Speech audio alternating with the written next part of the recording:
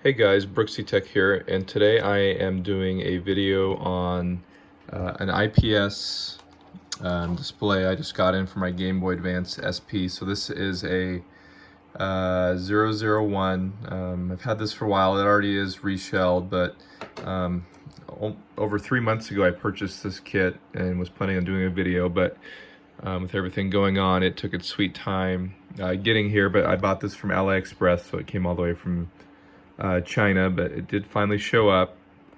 I paid about 40 bucks for it, but it comes with a whole new shell, at least the option I did, because you have to get one that's already cut down. You could just cut yours yourself, but I figured why not just, I mean, it was extra like $2 or $3. So, but right off to the start, I already noticed we're had a little shipping mishap, so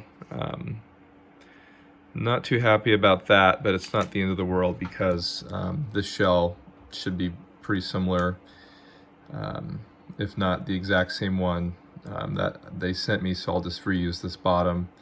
It comes with all like the new rubber inserts and stuff for the screen, so because these will get destroyed when taking them out, even if I'm careful. I mean, they'll still be marked up, so they're all in this little baggie here, so that's nice. And then you got the screen itself, and I think this is a glass screen protector in here. This one's just your cheapo plastic one, but I don't want to take this out yet just because I want to avoid as much lint as possible. So this isn't really a tutorial video, just kind of an overview and my thoughts on this kit. I know there's some nicer ones you can get here in the US, but you know, I figure I'd kind of go over this one.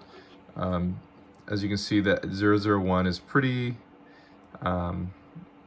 dim, but it is playable. But you know, I've seen some IPS videos and figured it'd be a good time to upgrade. Got my Easy Flash IV in here. I've had this for probably 4 or 5 years now. If you guys wanted me to do a video on that, I could. I know there's better units like the EverDrives, and I do have a few of those for other consoles, but this has worked well for my needs. So anyways, I'm gonna start digging into this. I think there's some screws here in the back, and I have some tri-wing bits, and then I'll give you guys an update as I go along.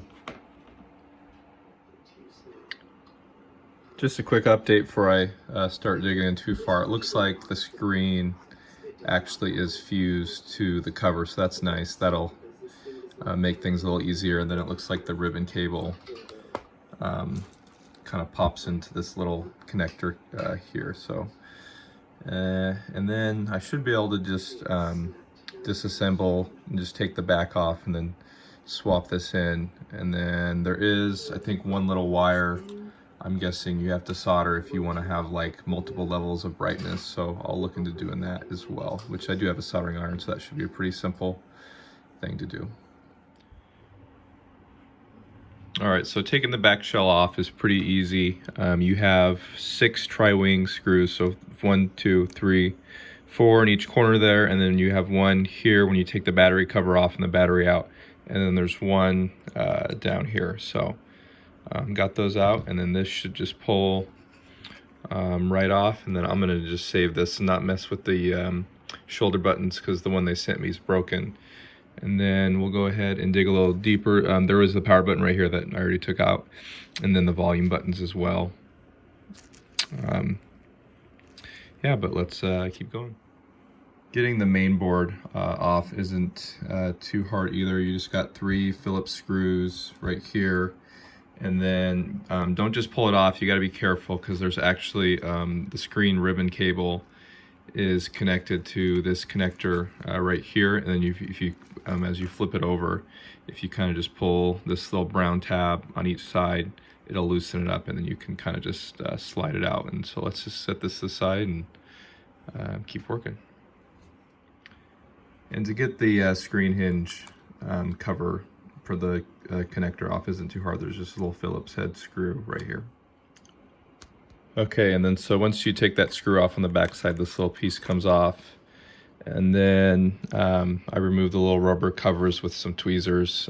They're okay. I could probably salvage them if I need to, but like I said, I got some new ones with the kit I ordered. But then we have 5 tri-wing screws. I do believe on the AGS 101, I've heard it might be Phillips, but I can't verify that.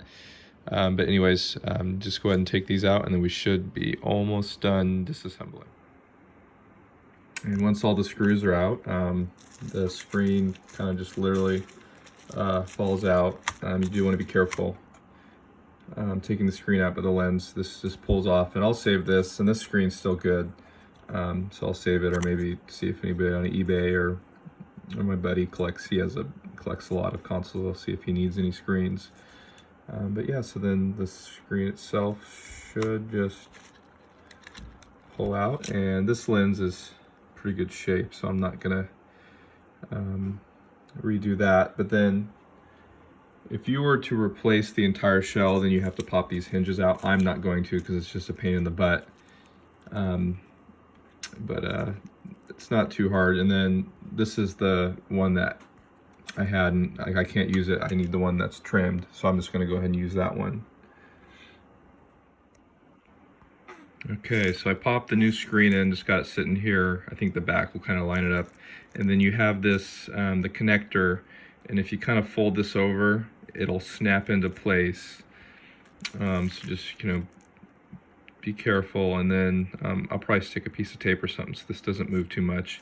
And then this needs to like spiral like the original cable does and slide it through the bottom. All right, before I went too much further and started completely reassembling thing, I wanted to test things out real quick. So let me, I kind of just slip the back on, none of the buttons are in, batteries in. Let's just go ahead and flip the switch and see if it turns on. Wow, that looks a lot better, and it's definitely working. That looks really good. Doesn't look there's any dead pixels, but there is a little wire I think I need to install if I want multiple levels of brightness. I think that might be brightest by default, so I might skip that. I'll let you guys know what the final verdict is. All right, so I'm out here in the garage and getting the wire soldered up. So I already did the first one. That's the, I think it's like the C67, if that's the correct point. So I just put a little dab of solder on there, and then routing the wire underneath the LCD cable, and then gonna solder to that little circle right there. So I trimmed off quite a bit of the wire, and then I'll probably actually trim a little more just so it's nice and clean. Just one thing to be careful of if I ever disassemble this is I'll have to remember that there's that wire there. So, all right, let's go ahead and get that soldered. All right, that should be on there pretty good, and there's a little slack left on the wires in case I need to move it here and there, but let's go ahead and get everything put back together and do our final test. All right, here it is, everything put back together and working. So I got the brightness button soldered in, and still have a few finishing things to put back in, but as you can see, that's on the lowest. I think there's quite a few brightness settings, but if I turn it up all the way, you can tell it's a lot brighter than the old screen. So I'm pretty happy with that result. I would definitely recommend, you know, looking into this kit if you want, you know, a $45 IPS replacement screen for your Gameboy Advance SP. It is probably gonna drain the battery a lot quicker, but you know, I don't really play this too far from home, so close to the charger, and I could probably use a new battery anyways. But and there, looks like there it's all the way down at the lowest brightness. So yeah, pretty happy with this, and I definitely recommend. I can leave a link to where I bought it on Aliexpress, but hope you guys enjoy this video. Make sure to give a like and a comment and subscribe for more content. Thanks, bye.